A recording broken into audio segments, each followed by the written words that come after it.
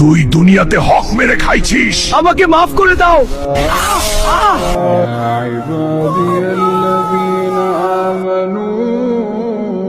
এখানে জায়গা জমি কতটুকু আছে ভাগ কর, আমারটা আমি নিয়ে যাই। ভাইয়া, বাবা তো মাত্র 2 দিন হলো মারা গেছে, এখনই জায়গায় জমি ভাগ করব, কি বলেন এসব? বেশি কথা কইস না, আমি গিয়ে পাটোয়ারি সাপকে নিয়ে আসি। যাই পাটোয়ারি সাপকে কিছু টাকা খাইয়ে বেশিরভাগ জমি আমার নামে নিয়ে নেই। পাটোয়ারি সাপ, বাবা তো মারা গেল, তাই ভাবছি জায়গা জমি ভাগ করে ফেলি, তাই আপনার কাছে আসা। এই নেন পাটোয়ারি সাহেব, হালকা পাতলা, বাকিটা পরে দিব। দূর সুজন মিয়া, তুমি খালি শরম দাও। আচ্ছা চলো চলো। পাটোয়ারি সাপকে নিয়ে এসেছি। রাজু, তোমার বাবা মরার আগে আমাকে বলছে তোমাদের জায়গা জমি যাতে আমি ভাগ করি দিই। এনে এখানে একটা সই দে। এটা কি ভাইয়া? এখানে তো সব জমি আপনার নামে লেখা আছে। ভাইয়া, আমি আল্লাহর কাছে বিচার দিলাম, আপনি আমাকে ঠকিয়েছেন। ধুর তোর আল্লাহ টাল্লাহ রাখতো।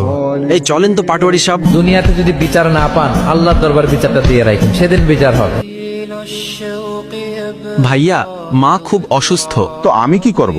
কিছু টাকা দেন, হাসপাতালে নিতে হবে। আমি পারবো না, তুই নে। মা, তুমি ঠিক আছো? আমি তোমাকে ছেড়ে যাব না।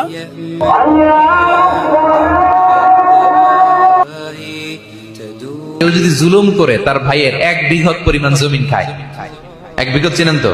1 বিঘত জমি যদি কেউ অন্যায় ভাবে জুলুম করে তার ভাইয়ের কাছ থেকে খায়, তোর আজকে নামাজি পড়বো না, হুজুরে হাদিস নিয়ে বইছে, খালি হুজুর দেখা বাইসা গেছে, নয়তো আমার বুক। সুজন, এই সুজন, কি হলো তোমার? ভাই, তুই আমাকে মাফ করে দিস।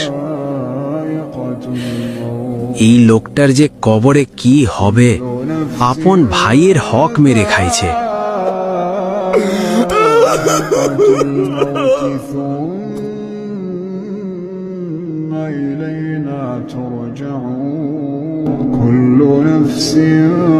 তুই দুনিয়াতে হক মেরে খাইছিস, তোর কোনো হিসাব নেই, তোর জায়গা শুধু জাহান্নামে।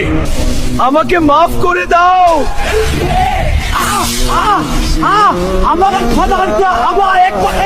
আমাকে মাফ করে দাও, আমাকে মাফ করে দাও। আমাদের এই শিক্ষণীয় ভিডিওটি আপনার কাছে কেমন লাগলো, আর আপনারা কিরকম শিক্ষণীয় ভিডিও চান তা অবশ্যই কমেন্টে জানাবেন।